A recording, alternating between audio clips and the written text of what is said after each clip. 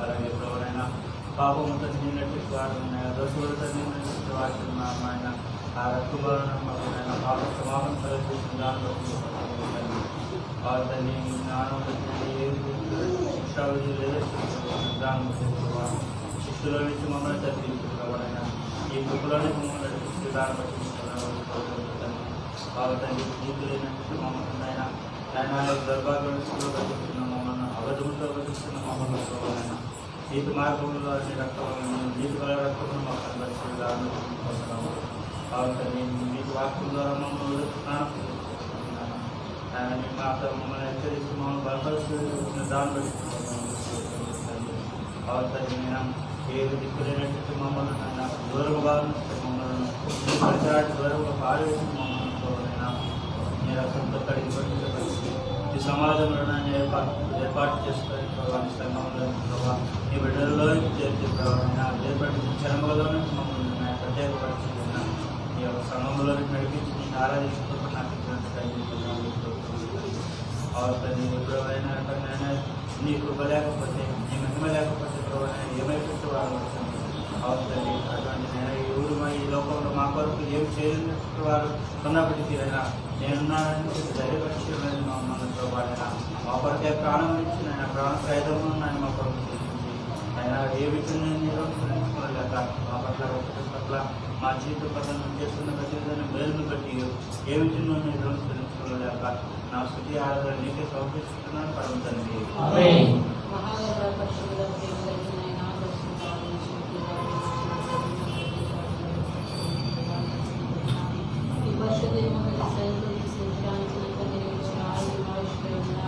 దేవానికి ఆస్తుల వారి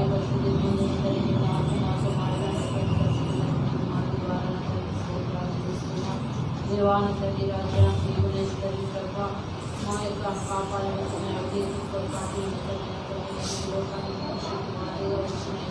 ప్రయాణ తల్లి నీవు నా తల్లి పాప క్షమాపణ తల్లి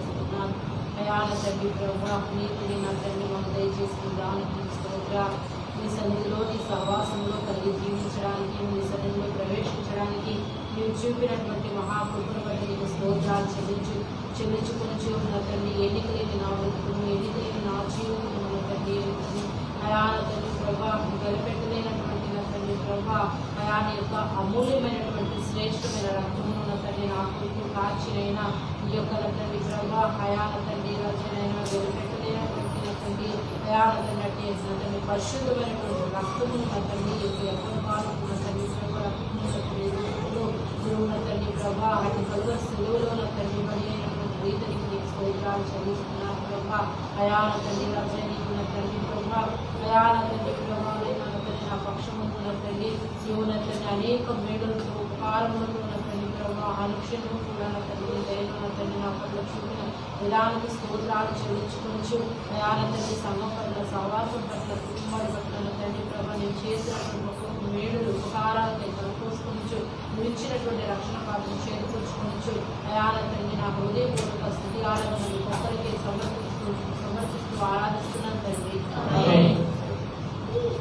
మహాపరిషుడ మహోన్నతుడ దేవుడు దేవా ఇంతవరకు కాచి కాపాడిన దేవా ఉదయకాల ఆరాధన మాట్లాడి మీరు చేసిన ఉపకారం దేవా మమ్మల్ని ప్రజానికి ఇచ్చిన రక్తం ద్వారా మమ్మల్ని నీతివంతులు ఏర్పరచు సమీపస్తులు చేసుకొని మనకు మేము దూరస్తులు ఉన్నప్పుడు నీ రక్తం ద్వారా మనం జీవిస్తుంది నీ రాజ్యం కోసం మమ్మల్ని సిద్ధపరచు దేవా ఈ రీతిగా దేవా నా జీవితంలో ప్రతి ఒక్క కార్యక్రమం మీరే రక్తం ద్వారా చేసి పరిశుద్ధుల పరిశుద్ధంగా ఈ రీతిగా ఆరాధించడానికి మీరు చేసిన ఉపకారం దేవా నా జీవితంలో నా కుటుంబ జీవితంలో మీరే మాకు అనేక విధమైన గొప్ప కార్యం చేసి గత కాలంలో గత నెలలో అంతా మాకు చూడగొట్టి మీరే మాకు కూడా నడిపించారని దేవా మీరు నా ఇంత చేసి నా జీవితంలో అంత గొప్ప కార్యం చేస్తున్నారు అయితే నేనేమి రుణం తీర్చుకోవాలి కొద్దిపాటు స్థితి ఆధారంగా మీకే చూస్తున్నాను దేవా.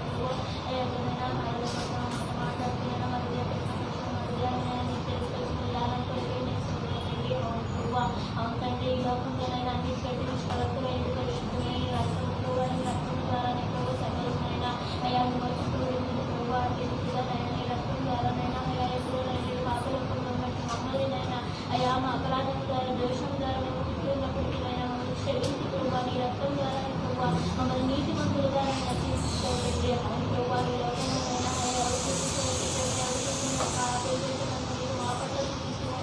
అయా నీ సన్నిధిలో నీతిమంతులుగా చేసుకోవా అయా అయా ఏర్పరిచినైనా అయా ఏర్పరిచిన వారిలో మమ్మల్ని మీరు ఎక్కించినందుకే మీకు అవుతుంది. అనేకులు ఏర్పడితే కొద్దిమంది ఏం చూపిస్తున్నారు ప్రభావ అటు రీతిగా వాళ్ళందరూ మమ్మల్ని వచ్చినాయని మీరు ప్రేమిస్తున్న విధానాలు కొరికేస్తున్నారు తండ్రి. అయా ఉన్నవి మీకు దూరస్తులై ఉండగానైనా నీ రక్తం ద్వారా ప్రభావ మమ్మల్ని సమీపస్తులుగా మమ్మల్ని చేసుకుని ప్రభావ అయా అవునండి నీ యొక్క పరిశుద్ధ స్థానంలో మాకు చోటించినందుకే మీకు స్తోత్రం ప్రభావ. ఆశ్చర్యకుల ఆలోచన కన్నా అయా నీ ఆలోచన ద్వారానే నీ అద్భుత కార్యాలయం మమ్మల్ని ఇంతవరకు నైనా మరణఛాయల నుండి ప్రభావ చేపట్టి లేవనెత్తినైనా అయా అవునండి లేవడానికి మీకు స్తోత్రం ప్రభావ. అవునండి నా పరిగెత్తి ప్రభావ అయా ఈ లోకంలో చూడకనే ఎప్పుడుకో మట్ల మట్టిపోయి నన్ను ప్రభావ మీరు చేపట్టి లేవనెత్తినైనా ఈ దినమునైనా నేను ఆరాధిస్తున్నానంటే ప్రభావ నీ కృప తండ్రి. అయా అవునండి మీరు మా పట్ల లేకపోతే ఎప్పుడో రచించిపోయాం తండ్రి. అవును ప్రభావ నీ యొక్కనైనా రక్తం ద్వారానైనా అయా మీ యొక్క ప్రాణ ప్రయోజనం ద్వారా మమ్మల్ని కృపలు బట్టే ఈ సమయంలోనైనా అయా పాపలు అయ్యాక మమ్మల్ని నేను మీరు ప్రేమిస్తున్న విధానం బట్టి మీనైనా రుణం ఏమిచ్చి తీర్చుకోలేదు ప్రభావ. అయా మా పట్ల సంఘం పట్ల సావసంగా మీరు చేస్తున్న అద్భుత కార్యాల పట్ల అయినా మేము ఏమిచ్చి రుణం తీర్చుకోలేక మా స్తుతి నీకే సమర్పిస్తున్నాం తండ్రి. తండ్రి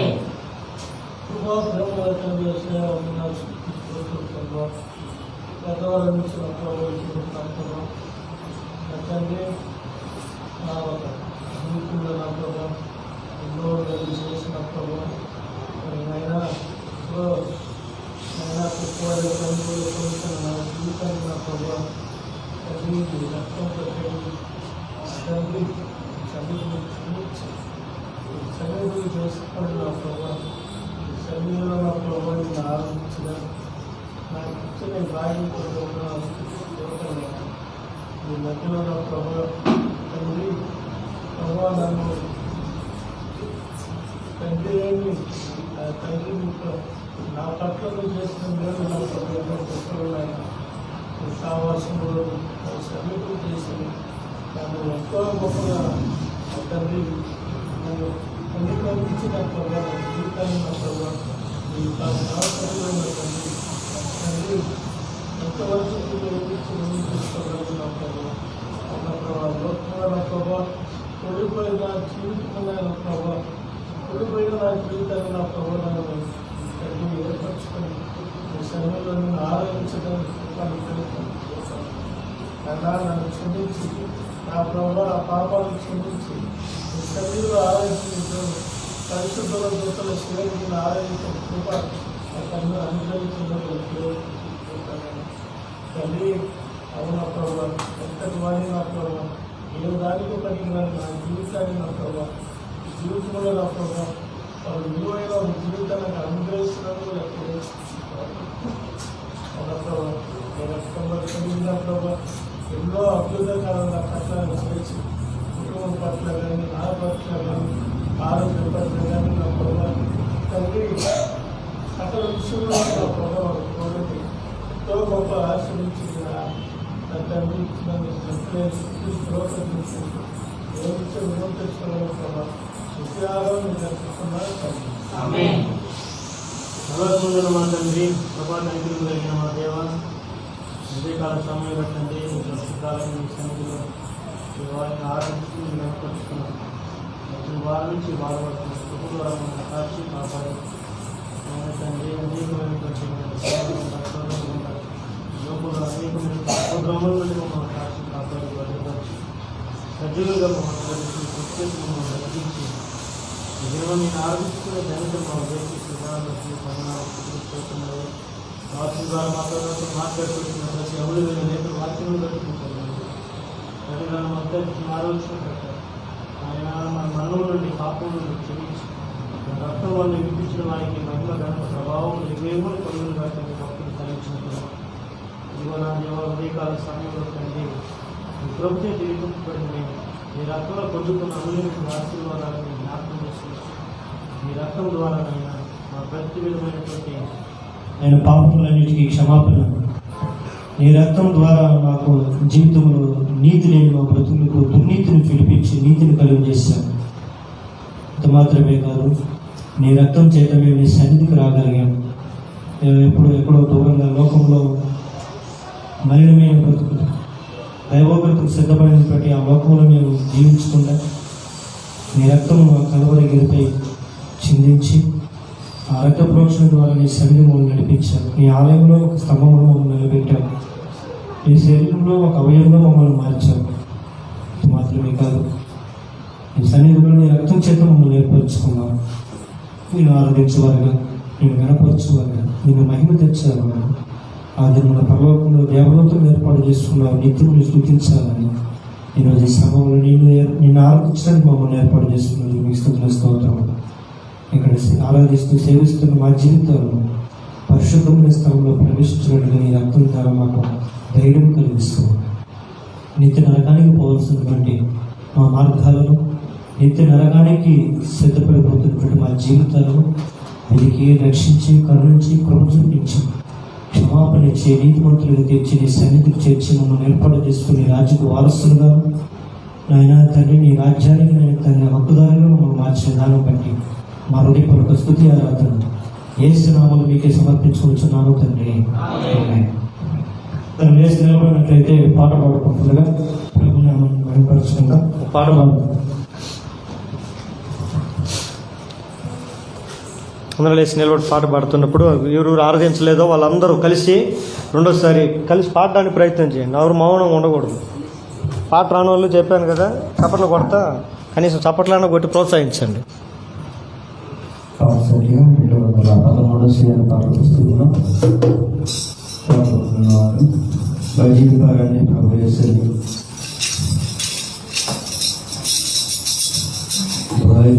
భజింపరండి ప్రభు యేసుని ఆత్మ సత్యములతో ప్రేమమయుని పరమ తండ్రిని భజింపరండి. పాపమాపన మనకిచ్చెను అదల విమోచించె రక్తముతో. పాపమాపన మనకిచ్చెను అదల విమోచించె రక్తముతో. జయము జయము మన ప్రభుకే, జయము జయము మన ప్రభుకే. భజింపరండి ప్రభు యేసుని ఆత్మ సత్యములతో ప్రేమమయుని పరమ తండ్రిని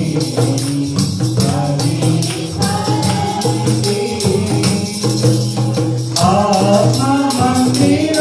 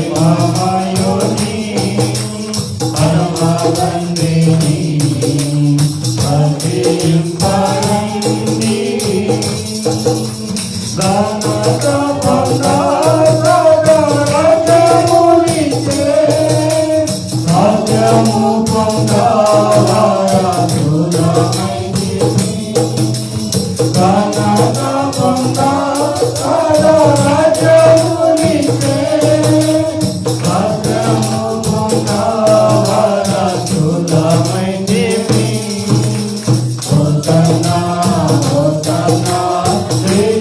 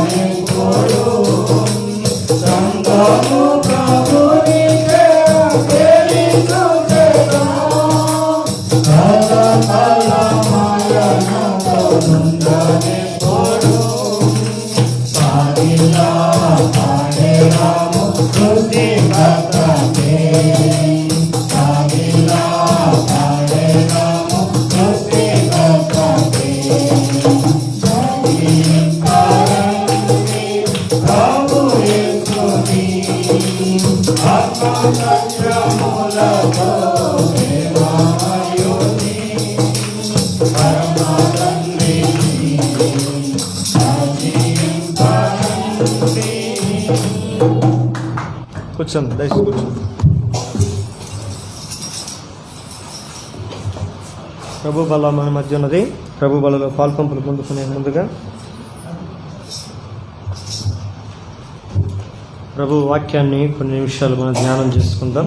దయచేసి ప్రభు బల వర్తమానించినప్పుడు అటు ఇటు తిరగకుండా జాగ్రత్తగా దేవుని వాక్యాన్ని ఆలకించవలసిందిగా ప్రభు పేరిట మీకు తెలియజేస్తున్నాం.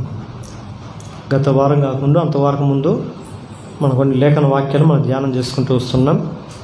ఈ వారం దాన్ని కంటిన్యూ ముందు చేసుకొని వెళ్ళటానికి ప్రయత్నం చేద్దాం.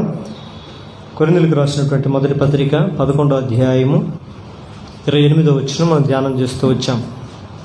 కొరింథీయులకు రాసినటువంటి మొదటి పత్రిక 11వ అధ్యాయము 28వ వచనం.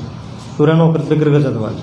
కాబట్టి ప్రతి మనుష్యుడు తన్ను తాను పరీక్షించుకోవాలని అలాగూ చేసి చాలు. దేవుడి వాక్యమును ఆశీర్వదించి దీవించి మనతో మాట్లాడాను కాక.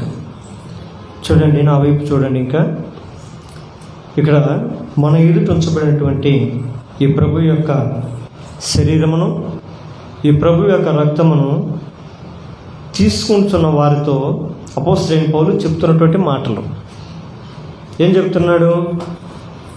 ప్రతి వాడును తన్ను తాను పరీక్షించుకోవాలి.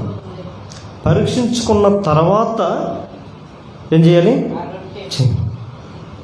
నిర్మోటంగా చెప్పాలి అంటే మీరు ఏమాత్రం కూడా మీరు పరిశీలన చేసుకోకుండా ప్రభు బలలో పాలుబొబ్బలు పొందుకోవటం మీకు క్షేమం కాదు అని చెప్పాలి. కానీ ఇట్లాంటి మాటలు చెప్పింది అనుకో ఎట్లుంటుంది? అబ్బాయి ఈ పాస్టర్తో బలి ఆగల కష్టం అయిపోతుంది. నోట్లోంచి ఏదైనా ఒక మంచి మాట బలిగితే ఇంకేం సొమ్ము పోద్ది, ఏం పోద్ది? మంచి మాటలు 4 చెప్తే ఇంకొక 4 వస్తారు కదా ఆత్మలో. ఒకవేళ మేము ఏదన్నా 10 మందిని చర్చికి తీసుకొని రావాలన్నా కానీ భయం వేస్తుంది. ఎందుకు? ఈ పాస్టర్ అట్టో దీవించేదానికంటే గద్దించే చెప్పి ఎక్కువైపోయింది.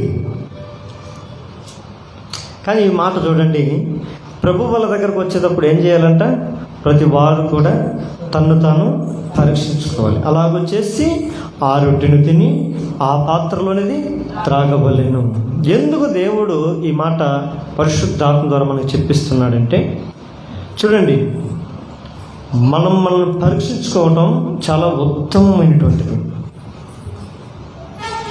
ఒక ఫ్రూట్స్ కొనాలన్నా, ఒక టమాటాలు కొనాలన్నా, ఒక వెజిటబుల్ ఏదైనా చూడండి, మనం కొనాలంటే మనం ఏదైతే కొనాలి అని అనుకుంటామో దాన్ని మనం పరీక్షించి తీరుతాం. కరెక్టే కాదు? ఏమయ్యా మైక్ తేవడానికి వెళ్ళాం, చూసాం, సరేలే ఏదో ఒకటి ఇచ్చేయన్నామా, మాకు హౌజానే కావాలన్నా, అది కూడా పని చేస్తుందా? ఓపెన్ చేసి అన్నీ తీసి సెల్లులేసి hello hello hello hello hello అని అరిసి ఓకే అని చెప్పేస్తాం.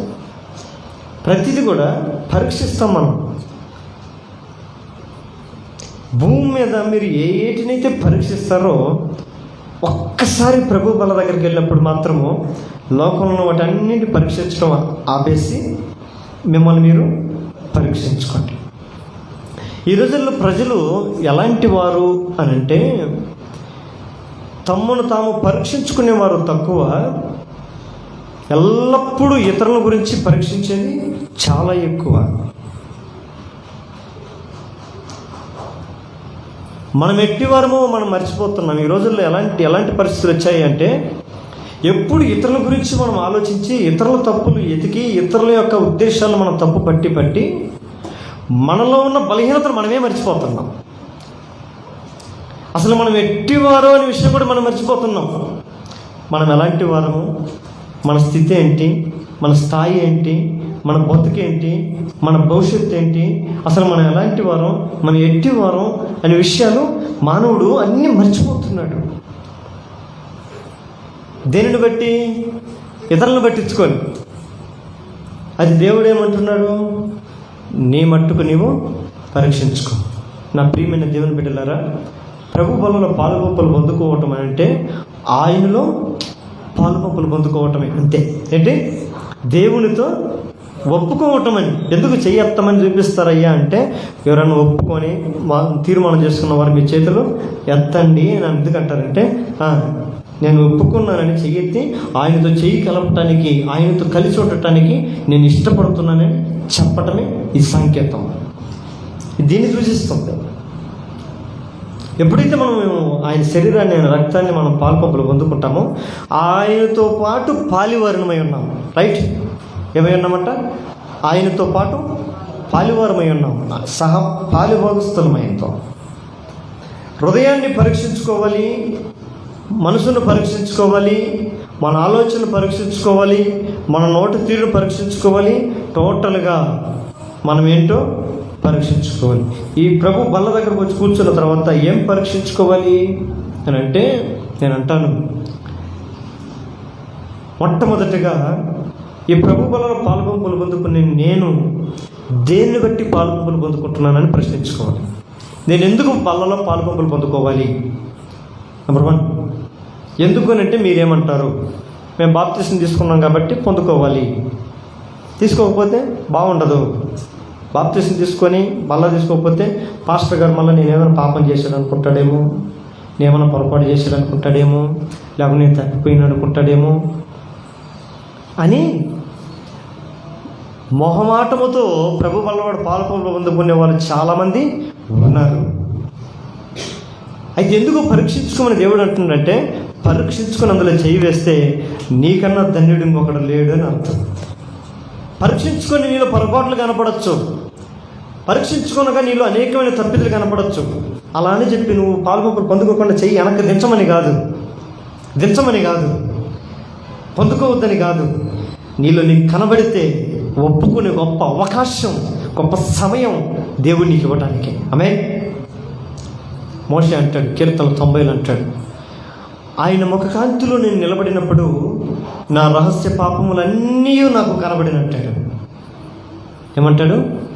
ఎక్కడ నిలబడితే? ఆయన ముఖ కాంతిలో. ఆయన ముఖ కాంతి అని అంటే ఆయన ముఖము అంటే మాట, కాంతి అంటే వెలుగు. ఆయన వెలుగు అన్న వాక్యమే. నీ వాక్యం నా పాదాలకు ఏమైందంట?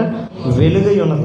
ఇప్పుడు మనం ఎక్కడ పాపాత్ములమని, ఎక్కడ మనం బలహీనులమని, ఎక్కడ మన రహస్య పాపాలని తెలుసుకునే స్థలం ఏదైనా ఉంది, తెలియజేసే సన్నివేశం ఏదైనా ఉంది అని అంటే అది దేవుడు మాట్లాడే సన్నివేశంలో మాత్రమే.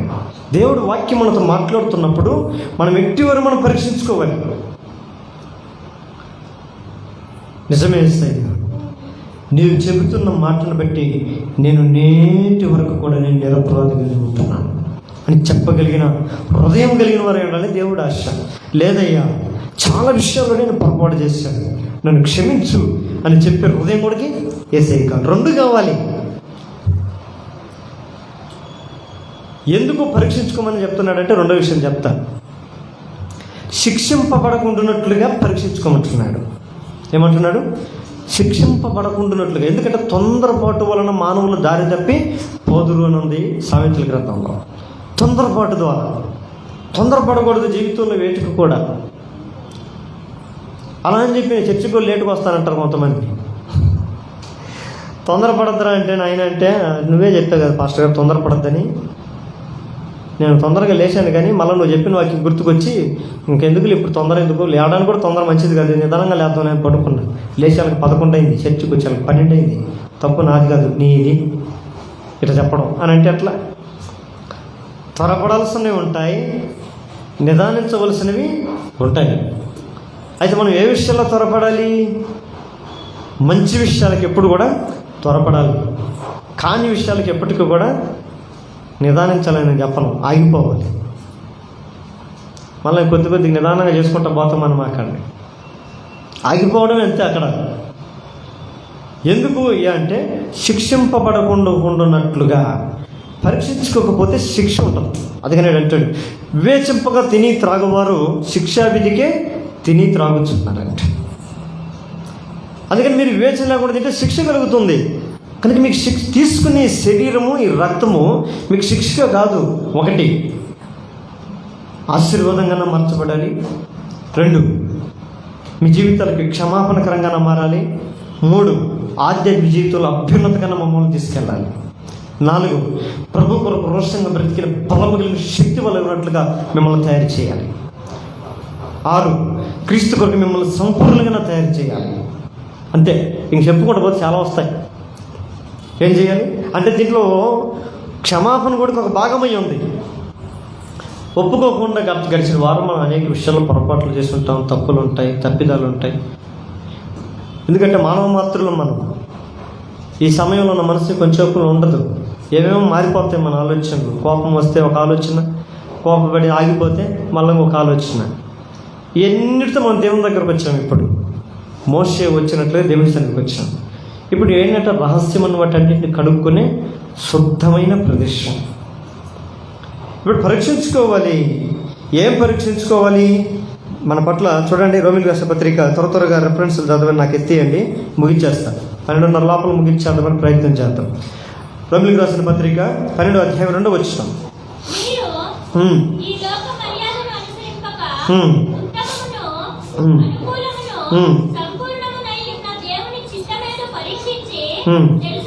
చాలు. మొదటిగా మనం ఏం పరీక్షించుకోవాలి? మొట్టమొదటిగా ఎవరో ఈ పనులలో పాల్గొన్న వారు తాము పరీక్షించుకొని అలాగే చేయవేయాలని ఉంది కదా. ఏం పరీక్షించుకోవాలంటే దేవుని చిత్తము ఏమిటో మన పట్లని పరిపూర్ణంగా గ్రహించాలి. ఫస్ట్ గ్రహించాల్సింది ఏంటి? ఏం చదివారు? దేవుని యొక్క చిత్తము ఏమిటి?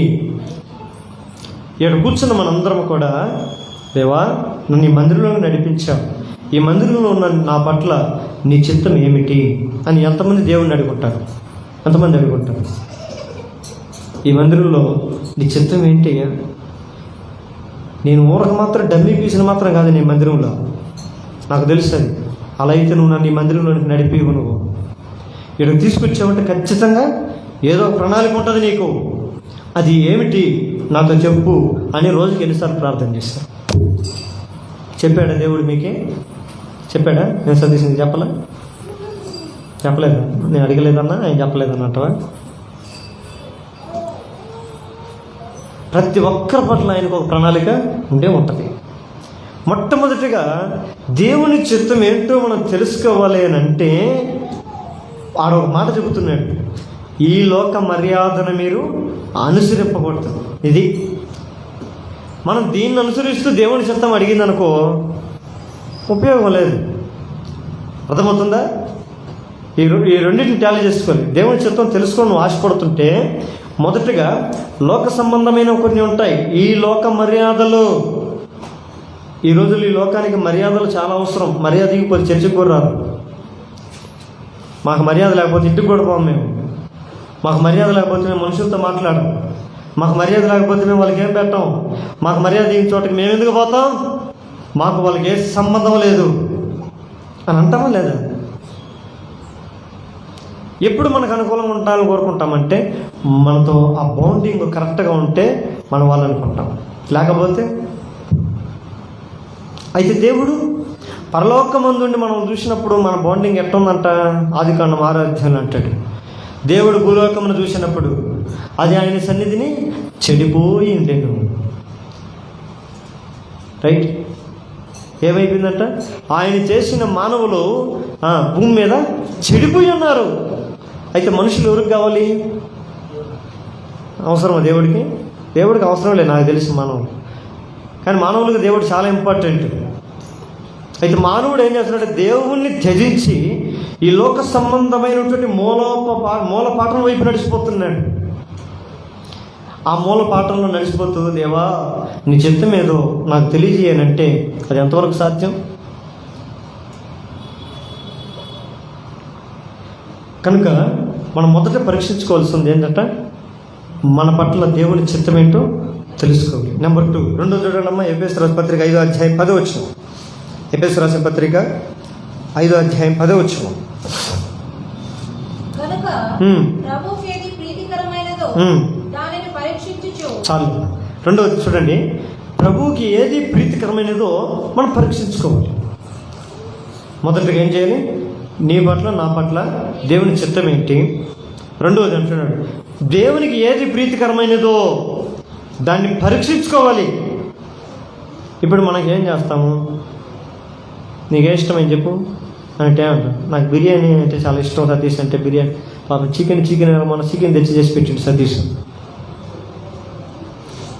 అంటే మనకి ఏ ఇష్టం ఏంటో చేయాలనుకుంటాం కదా. మనకి ఇష్టమయ్యే వారిని ఏమడుగుతాము? నీకేం కావాలి చెప్పు, అది చేసి పెడతా. ఎప్పుడు బర్త్డే వస్తే, పుట్టినరోజు వస్తే, పెళ్లి రోజు వస్తే ఏం చెప్పు, మంచి చీర తెచ్చిచ్చానా? తెచ్చిస్తా. భర్తకి ఏమి ఇష్టం? నెక్లెస్ తెచ్చిస్తారా? ఆ నెక్లెస్ మగవాళ్ళకి ఎందుకు? ఆడవాళ్ళకి కదా. మగవాళ్ళకి ఏం అడుగుతారు పాపం? అడిగితే అలా వాచ్లు బట్టలే కదా. ఆడవాళ్ళు అడిగితేనే ప్రమాదం కదా. వీళ్ళు అడిగితే ఇబ్బంది లేదు. ప్రీతికరమైన ఏయో తెలుసుకొని ఉపలాట పడిపోతుంటాం మనం. మనకి ఇష్టమైన వ్యక్తులు ఏం ఆశపడతారా అని తెలుసుకోవడానికి ఆశపడుతూ ఉంటాం. ఏ కలర్ అంటే వాళ్ళకి ఇష్టం, ఏ బట్టలు అంటే వాళ్ళకి ఇష్టం, ఏ విధమైన విధానం అంటే వాళ్ళకి ఇష్టం తెలుసుకొని ఆశపడతాం కదమ్మా. అదే రీతిగా ఒక క్రైస్తవుడిగా మనం పరీక్షించుకోవాల్సింది ఏంది? ప్రభు వాళ్ళు పొందుకునేవారంటే ప్రభువుకి ఏది ప్రీతికరమైనదో దానిని పరీక్షించాలి. దేవుడికి ఏది ఇష్టమై ఉంటుంది, ఏమి ఇష్టమైంటుందని మీరు అనుకుంటారు దేవుడికి? అవన్నీ చెయ్యండి. దేవుడికి ఇష్టం ఏంటో చెప్పుకుంటా పోతే మళ్ళీ దానికి ఇంకొక రోజు అవుతుంది. దేవుడికి ఏమి ఇష్టమని బాగా తెలియాలంటే పరిశుద్ధ గ్రంథం ధ్యానించండి. లోతుగా పరిశుద్ధ గ్రంథం ధ్యానిస్తుంటే మనతో ఆయన మాట్లాడతాడు. మూడవదిగా యోహాను రాసినటువంటి మొదటి పత్రిక, యోహాను రాసిన మొదటి పత్రిక 4వ అధ్యాయం 1వ వచనం. ప్రియులారా, అనేకులైన అబద్ధ ప్రవక్తలు లోకంలోనికి బయలువెళ్ళి ఉన్నారు. కనుక ప్రతి ఆత్మను నమ్మక ఆయా ఆత్మలు దేవుని సంబంధమైనవో కావో పరీక్షించుడి. ఏం చేయాలంటమ్మా? దేవుని ఆత్మలేవో, దురాత్మలేవో, దెయ్యాల ఆత్మలేయో అవి పరీక్షించుకోవాలంట. ఈ రోజుల పాపం చాలామంది పరీక్షించుకోలేకపోతున్నారు. ఏడ ఫెయిల్ అయిపోతున్నారంటే వీటిలలోనే. ఒక మంచి సంఘం ఏంటి, నాకు ఒక మంచి సంఘం కావాలి అని పరీక్షించుకునే విషయంలో క్రైస్తవుడు ఓడిపోతున్నాడు. నాకు ఒక మంచి జీవిత విధానం కావాలని కోరుకునే విషయంలో మనిషి కోల్పోతున్నాడు. నా జీవితానికి ఒక మంచి భవిష్యత్తు ఏంటి, నేను ఏ రీతికి పోతే నా భవిష్యత్తు బాగుంటుంది అని ఎన్నుకునే విషయంలో కూడా ఫెయిల్ అయిపోతున్నాడు. ఎందుకంటే అన్నిటిని నమ్ముతాడు.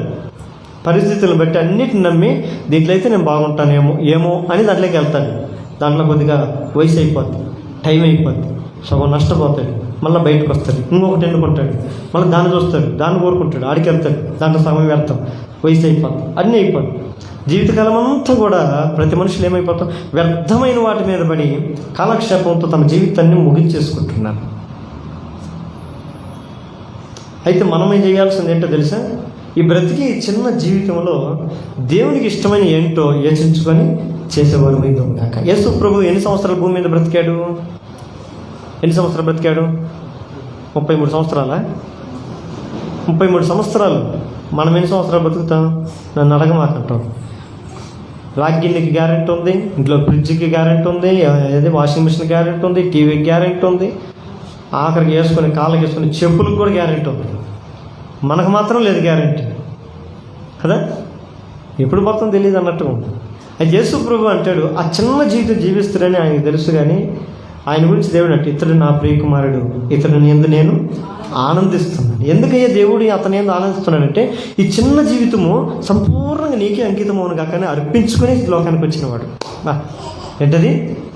బ్రతికే నా జీవితము అది నీ కొరకే, నీ సేవకే అంకితం, నీ పరిచర్యకే అంకితం, అనేకల ఆత్మ రక్షణ కొరకే అంకితం అని అనుకుని ఇప్పుడు మనము నా భార్యకే అంకితం, నా భర్తకే అంకితం, నా బిడ్డలకే అంకితం, నా తల్లిదండ్రులకే అంకితం, నా పనికే అంకితం, నా కర్తవ్యానికి అంకితం, నా జీవిత విధానానికి అంకితం. ఇది ప్రభువుకు ప్రీతికరమైనదేనా? ప్రభువుకు ప్రీతికరమైన వాటిని మనము పరీక్షించాలి. ఏం చేస్తే ప్రభు నీకు ఇష్టం అంటే పౌలు శీలలు వాళ్ళందరూ అడిగారంట ఒకరోజు యేసు ప్రభు దగ్గరికి, ఎప్పుడు ఈ జీవితకాలంలో మమ్మల్ని ఎప్పుడు జనాలు కొట్టి చంపేస్తారో మాకు తెలియదయ్యా, ఈ చచ్చే లోపల నీకు ఏదైనా ఒకటి ఇష్టమైంది మేము చేయాలనుకుంటున్నామంటే దేవుడు అన్నాడంట, అలా అయితే లేచి ఆ పట్టణంలోకి వెళ్ళి నా సువార్తను ప్రకటించమన్నాడంట. ఆ పట్టణంలోకి వెళ్ళి సువార్తను ప్రకటిస్తే వాళ్ళు పట్టుకొని తుక్కు రేగొట్టి జైలు వేశారంట. ఇప్పుడు ఆ జైల్లో కూర్చొని ఏం చేయాలి వాళ్ళు? యేసయ్యా నీకు ఏదో ఇష్టమైందని చెప్పయ్యా అంటే మేము పోయాం, నీకు ఇష్టమైంది చేస్తే మా ఒళ్ళంతా దెబ్బలేందయ్యా అని దేవుణ్ణి దూషించడం మాని ఆ పొందుకున్న ఆ దుఃఖాన్ని బట్టి దేవుణ్ణి ఆరాధిస్తున్నారంట. దేవునికి మహిమ కలుగును గాక. దేన్ని బట్టి ఉంటుందంటే దేవుని ప్రీతిని, దేవునికి ఇష్టమైన చేయాల్సి ఉన్నవాడు తన జీవితంలో కష్టాలు వస్తున్న వాటిని ప్రియముగా ఎంచుకుంటాడు. రైట్? ఏమైంది?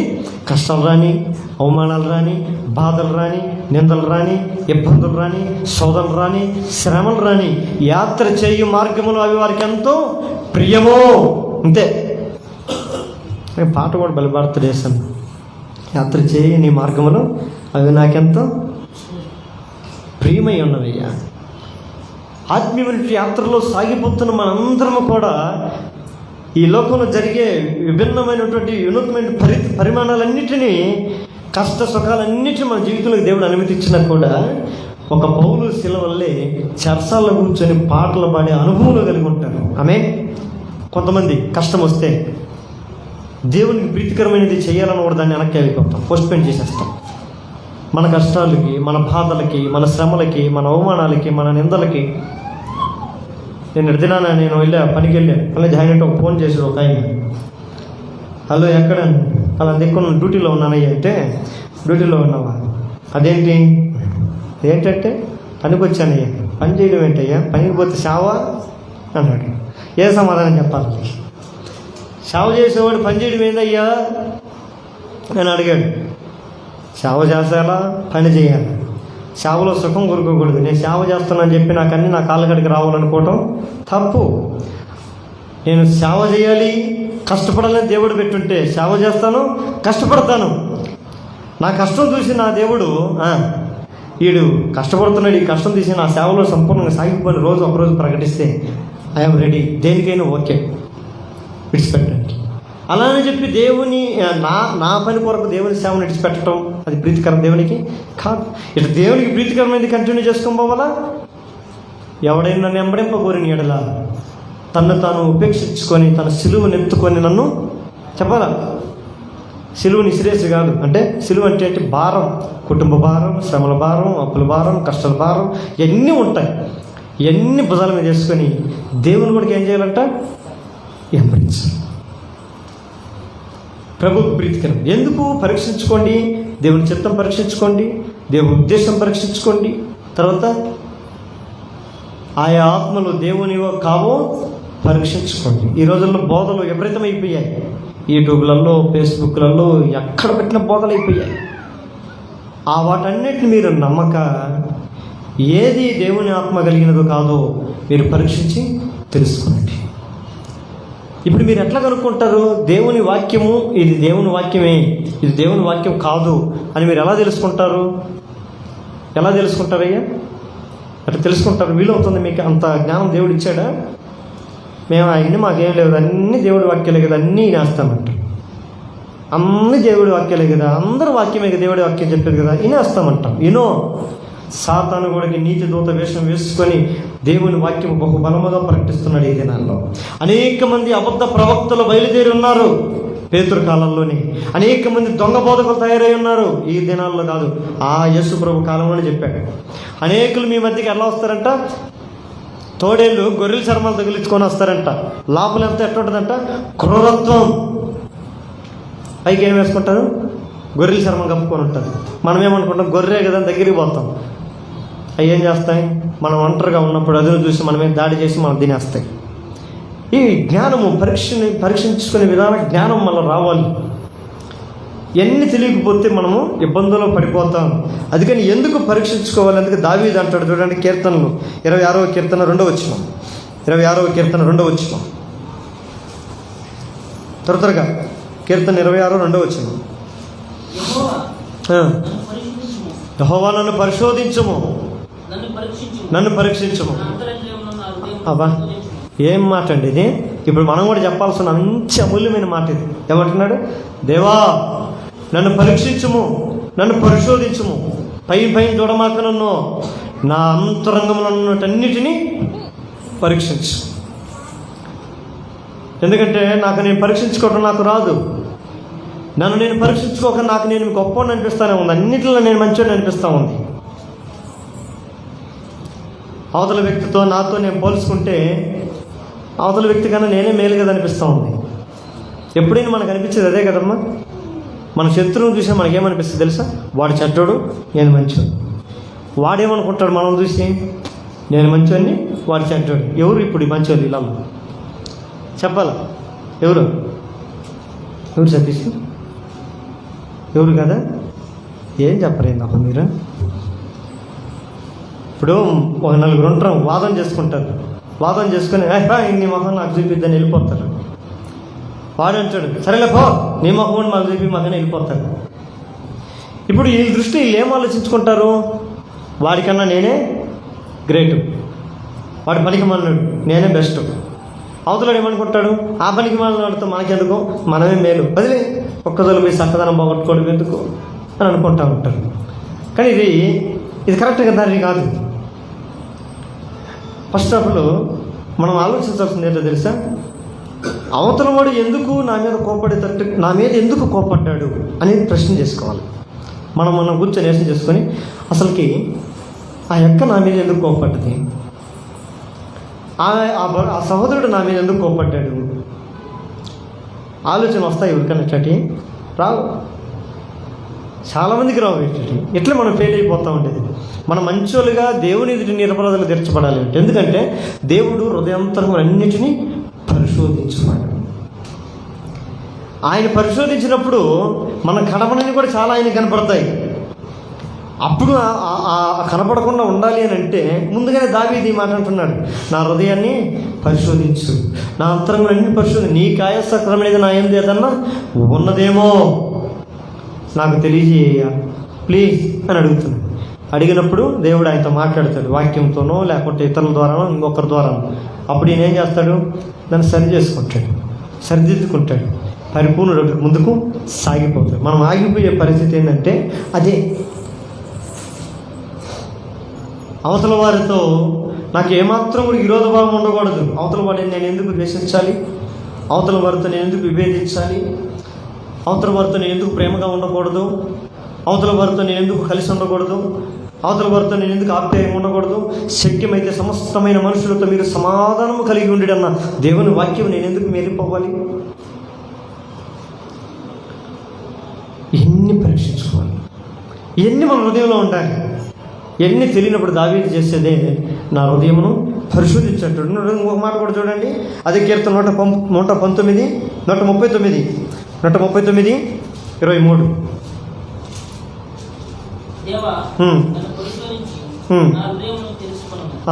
ఏమంటున్నాడు? పరిశోధించి నా హృదయాన్ని ఏం చేయమంటున్నాడు? తెలుసుకో, నా హృదయము మోసకరమైందా, ఘోరమైన వ్యాధి కలిగిందా, అది బహు జప్సాకరమైందా, కఠిన హృదయమా, రాతి హృదయమా, బండ హృదయమా, గుడ్డి హృదయమా, ఏ హృదయం పరీక్షించి తెలుసుకోండి. ఇవన్నీ మనం చెప్తే అంత బాగుంటుంది దేవుని దగ్గర. ఎన్ని చేయకపోయిందనుకో, ఇలా ప్రార్థన చెప్పినంత వరకు మన మనసు చెప్పినట్టే మనం నడుస్తాం. అప్పుడు గుడ్డివాడిగా వెళ్ళి గుంటలో పడిపోతుంది. ఎందుకు దేవుడు పరీక్షించుకోమంటున్నాడు అనే ప్రశ్నకి నేను చక్కని సమాధానం ఒకటి చెప్తాను. ప్రకటన గ్రంథంలో చూడండి, ఎందుకు పదే పదే పరీక్షించుకోమని బైబిల్లో చాలా మాటలు వస్తాయి. ఎన్ని బైబిల్లో ప్రకటన గ్రంథము 2వ అధ్యాయము 23వ వచనం. Revelation chapter 2 verse 23. దాని పిల్లలను ఆ. నిశ్చయముగా చంపెదను. హ్మ్. అందువలన హ్మ్. అంతరింద్రియములను హృదయములను పరీక్షించువాడును నేనే అని హ్మ్. సంగములను తెలుసుకొనెను. చాలు. ఏమంటున్నాడు? ఎందుకయ్యా మీరు పరీక్షించుకోండి అంటున్నాడంటే, నేను పరీక్షించబడను. పరీక్షించి నాకు అసహ్యమైనది, నాకు చెడుది, నాకు ఇష్టం లేనిది దొరికితే దానిని నేను ఏం చేస్తానంట? శిక్షించేవాడని కూడా నేనే. శిక్షించకముందే హెచ్చరించేవాడే గొప్పవాడు. బలవంతుడు ఎప్పుడైనా ఏం చేస్తాడంటే ఫస్ట్ హెచ్చరిస్తాడు. దొంగోడు, చెడ్డోడు వాడైతే ఏం చేస్తాడు? మనకి చెప్పకుండా నష్టం కలిగించేస్తాడు. దేవుడు మన సైడ్ అర్థమైపోతుంది. నువ్వు చేసిన తప్పులకి, నువ్వు చేసిన పొరపాట్లకి టక్కన శిక్షించేస్తే ఆయన దేవుడు అవడు. వాటి ఫస్ట్ ఏం చేస్తాడు? హెచ్చరిస్తాడు. నాయనా, ఈ మార్గం మంచిది కాదు, నా కుమారులారా, నా బిడ్డలారా, ఇదిగో ఈ ఆలోచన మంచిది, త్రోవ మంచిది కాదు, దయచేసి మార్చుకోండి అని ముందు ఏం చేస్తాడు? హెచ్చరిస్తాడంట. మీ హృదయాంతరంగములన్నిటినీ పరిశోధించువాటండి. అలానే చెప్పి ఇప్పుడు ఏ విషయాల్లో దేవుడు పరీక్షించాడు కొంతమందిని చూస్తే బైబిల్లో అంటాడు, మొట్టమొదటిగా అబ్రహామును కొన్ని దినముల తర్వాత ఆయన పరిశోధించినట్టు. పరీక్షించడం అన్నా ఒకే అర్థం. ఒకరోజు అబ్రహామును పరీక్షించదలిచాడంట. అబ్రహాముకి ఏకైక కుమారుడు ఒకడు పుడితే, అబ్రహామా నీ కుమారుని తీసుకొని పోయి నాకు బలివు అన్నాడంట. ఒకటే మాట. ఇప్పుడు ఇస్తాడా లేదా అనేది దేవుడు అతని పరీక్ష. ఇప్పుడు అబ్రహం ఏం చేయాలి? ఇప్పుడు అబ్రహం యోచన చేశాడు. ఫస్ట్ కూర్చొని ఏడవలేదు, కానీ అన్ని తెలివి కలిగినాడు అబ్రహం. కూర్చొని యోచన చేశాడు. నేను ఏమీ లేని స్థితిలో ఉన్నప్పుడు నేను ఆయన పిలవాల, ఆయన అడగల, ఆయన ఎవరో నాకు తెలియదు. ఆయనే వచ్చాడు, ఆయనే నా దగ్గరకు వచ్చాడు. అబ్రహమా అని పిలిచాడు. ఏంటయ్యా అని అడిగాను.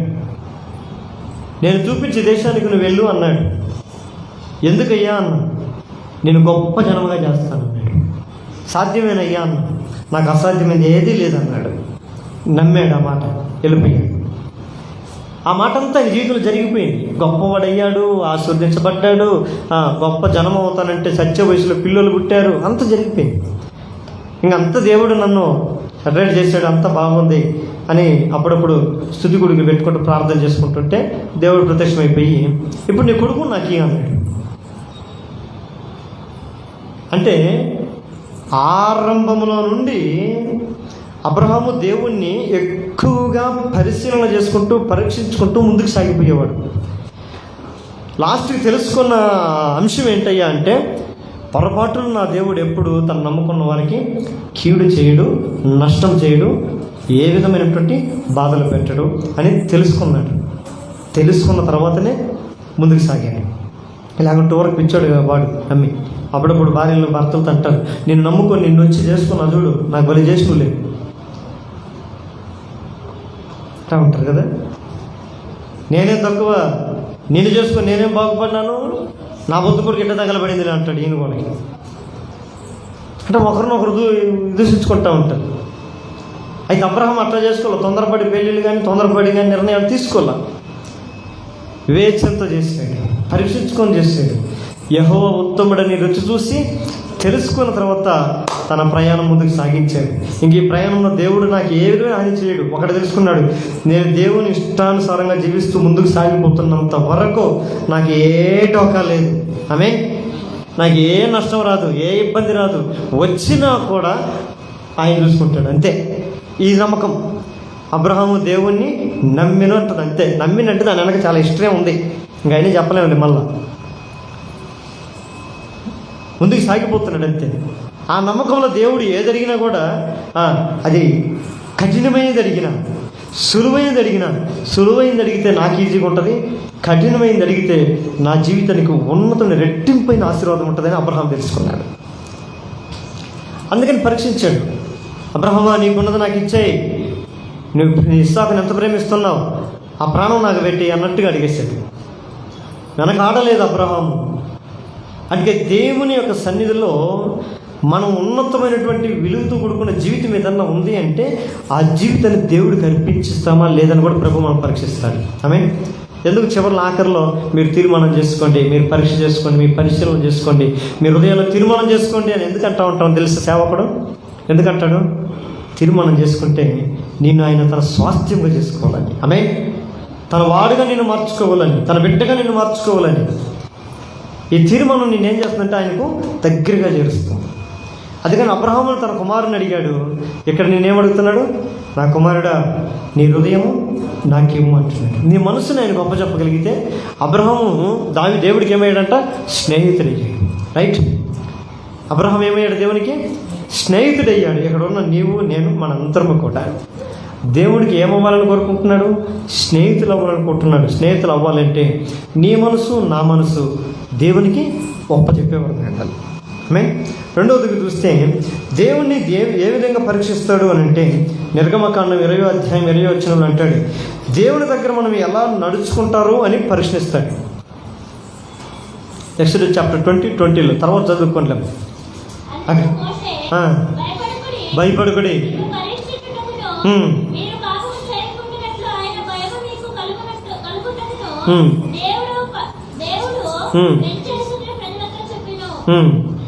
భయపడుకుడి. దేవుడు మిమ్మల్ని ఏం చేస్తున్నాడంట? పరీక్షిస్తున్నాడు. ఎందుకు? ఇప్పుడు నేను ఇక్కడ ఉంటే ఈ పరిస్థితులు ఎలా నడుస్తారు, వీళ్ళు ఎలా నడుచుకుంటారు, ఆధ్యాత్మిక జీవితంలో మనం ఎలా నడుస్తామనేది కూడా దేవుడు మనం పరీక్షిస్తాడు. రెండవదిగా అంటాడు, దేవుడు యోసేపును పరీక్షించాడంట. అట్లా పరిశుద్ధతలో నిలిచి ఉంటాడా, ఊడిపోతాడా? మంచి యవ్వన కాలంలోనే ప్రతి యవ్వనస్తుడు ఖచ్చితంగా త్రొట్టిల్లతోనే వాక్యం సెలవిస్తుంది. అదే త్రొట్టిల్లతాడా లేదా అని ఏ విషయంలో త్రొట్టిల్లుతాడు? పరిశుద్ధతగా ఉంటాడా, పరిశుద్ధత పాడు చేసుకుంటాడా అని యోసేపు దగ్గరికి ఒక ఆమెను పంపించాడు, ఒక అందమైన స్త్రీని.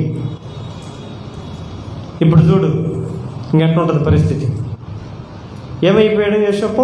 పడిపోయాడా? ఆ పాపం నుంచి దూరంగా పారిపోయాడంట.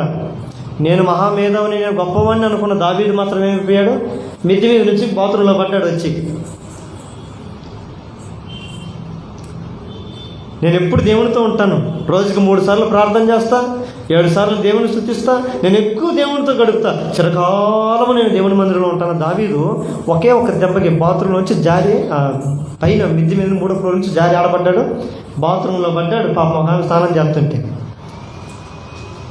అయితే యోసేపు అనుభవం అలాంటిది కాదు. ఎక్కడున్నాడు తెలుసా? తనది కాని దేశం, తన ప్రజలు కాదు, తన భాష కాదు, తన వారు కాదు, ఎవరు కాదు, ఆయన తెలిసిన వారు కాదు, ఆయన కష్ట సుఖాలు ఏమైనా చెప్పుకోవాలంటే పంచుకునే వాళ్ళు లేరు. అలాంటి వారి మధ్యలో పరిశుద్ధను కాపాడుకోవటం సాధ్యమా? యోసేపుకు సాధ్యమే. నిన్ను నన్ను కూడా దేవుడు ఎక్కడ ఎక్కువ పరీక్షిస్తాడో తెలుసా? పాపంలోనే పెట్టి నిన్ను నన్ను పరీక్షిస్తాడు. రైట్? బంగారాన్ని ఎక్కడ పరీక్షిస్తారంట? ఎక్కడ? నీళ్ళల్లోనా? జేబీలలోనా? నిప్పులో కనకన కాలి మంటలో దగ్గర మండిపోతుంటుంది మంట. ఆ మంటలో పెట్టి కాల్చి ఇది బంగారమేనా? నిన్ను కొడికి నీలో ఉండే పరిశుద్ధతను నా దేవుడు చూడాలంటే నేను ఎక్కడ పరీక్షిస్తాడో తెలుసా? ఎక్కడ భక్తిహీనత ఉందో, ఎక్కడ పాపం ఉందో, ఎక్కడ బుద్ధిహీనత ఉందో అక్కడ తీసుకొని నేను పెడతాడు. నువ్వు ఎంత పరిశుద్ధులు తెలియాలంటే నిన్ను అక్కడ పెడితేనే, నువ్వు పరిశుద్ధులు తీసుకొని పరిశుద్ధులు పెడితే నీకేం కనపడుతుంది? ఏం కనపడదు? నీళ్ళలో నీళ్ళు పోస్తే ఏమైనా కనపడతాయమ్మా? నీళ్ళలో పాలు పోయండి కొద్దిగా, ఆటోమేటిక్ తేడా తెలిసిపోద్ది. ఒక చుక్క తెలుపు పడిన, ఒక చుక్క తెల్లటి పడిన అది అటు కనపడతా పోతుంది కదా. దేవుడు మనల్ని ఏ విషయాల్లో ఉండాలని పరీక్షిస్తాడంట? పరిశుద్ధతను నిలిచి ఉండాలి. ఇవన్నీ మనం లేకపోతే ఒప్పుకొని విడిచిపెట్టే ఉన్నతమైన స్థలమే ఈ ప్రభు యొక్క బల్ల. మోకాల మీదకి వద్దాం. మోకాల మీదకి వచ్చి దేవుని సలు పరీక్షించుకుందాం. ఎవరు మౌనంగా అందరూ కళ్ళు మూసుకొని, ఎవరు అటు ఇటు తిరగకుండా ఈ చివరి గడియ, ఈ చివరి క్షణంలో దేవుని ప్రభు వాళ్ళ పాల్గొంపులు పొందుకునే ముందు కూడా, ఒకవేళ గడిచిన నీ జీవితకాలంలో కూడా ఎప్పుడు కూడా నువ్వు పరీక్షించుకోలేదేమో, ప్రశ్నించుకోలేదేమో.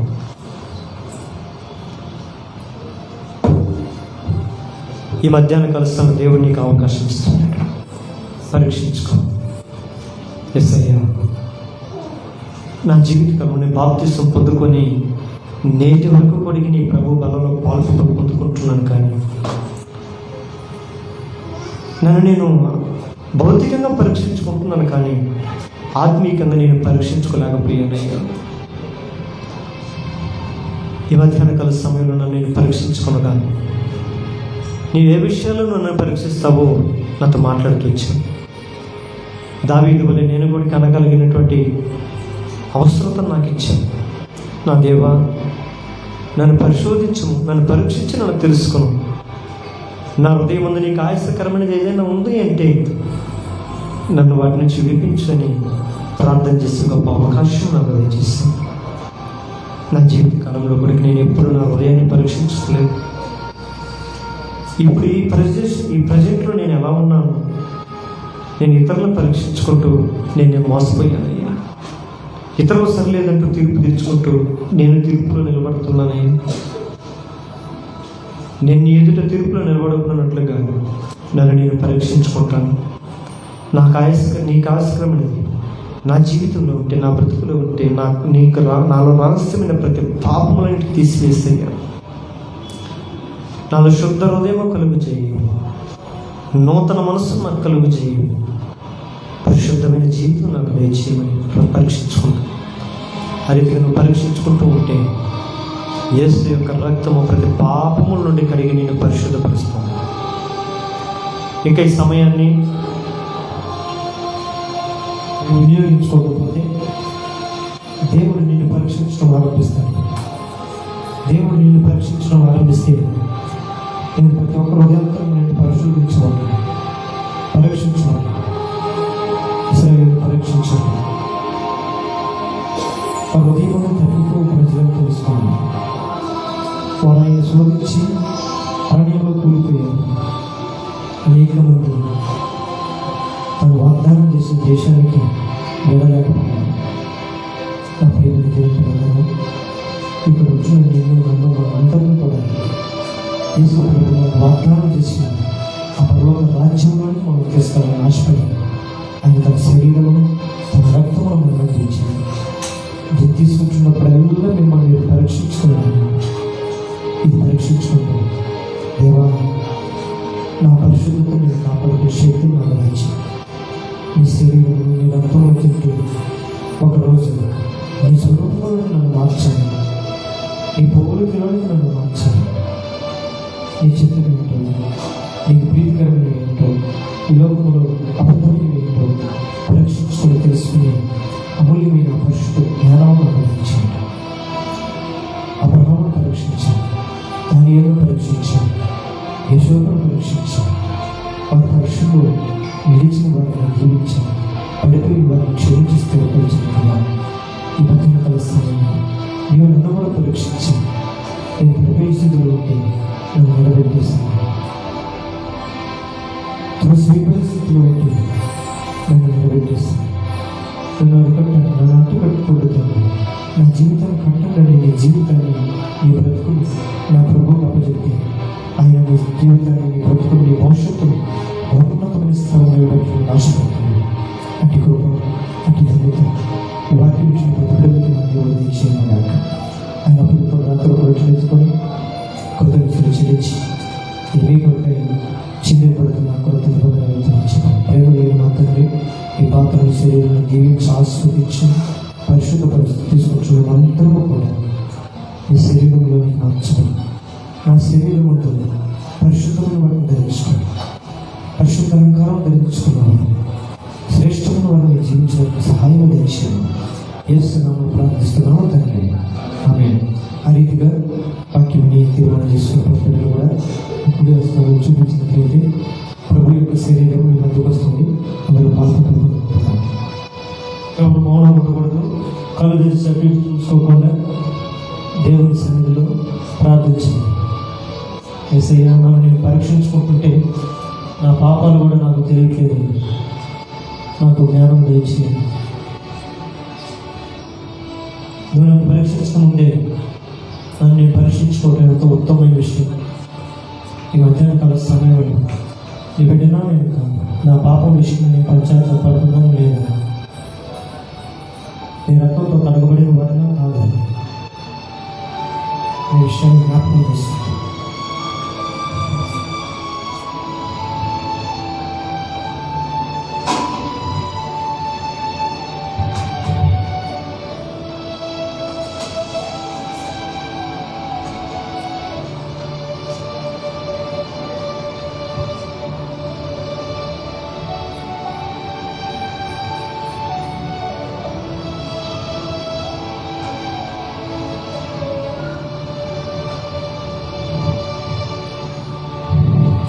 అదే రీతిగా భోజనం అయిపోయిన ఆయన కూడా పాత్ర చేత పెట్టుకొని కృతజ్ఞతలు చెల్లించి దీని కొరకై చిందింపబడుతున్న నా ప్రేమ కలిగిన తండ్రి ఈ పాత్రను శరీరం జీవించి ఆస్వాదించుకొని చేసిన ప్రార్థిస్తున్నాం.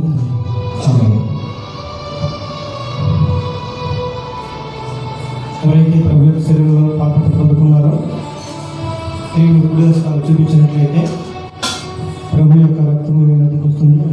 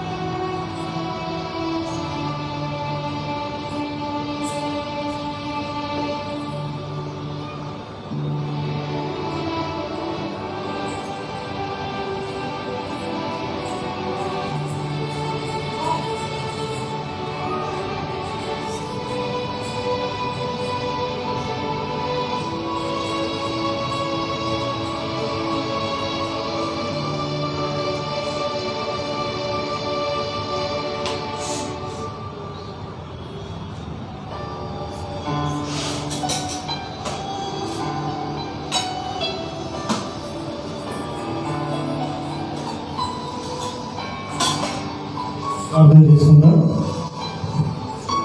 మౌనికలుగా ప్రేమించిన మా ప్రియ పరలోకముందున్న మా తండ్రి, పరిశుద్ధమైన మా దేవాన్ని ఘనమైన నామాన్ని స్తుతులు స్తోత్రాలు చెల్లిస్తున్నాం. గడిచిన కాలం నుంచి అటు వరకు ఈ సమయంలో సీయోనులు ఈ పాదం చేత చేరుని ఆలోచించుకుని గొప్ప ధన్యత మాకు దయచేసింది.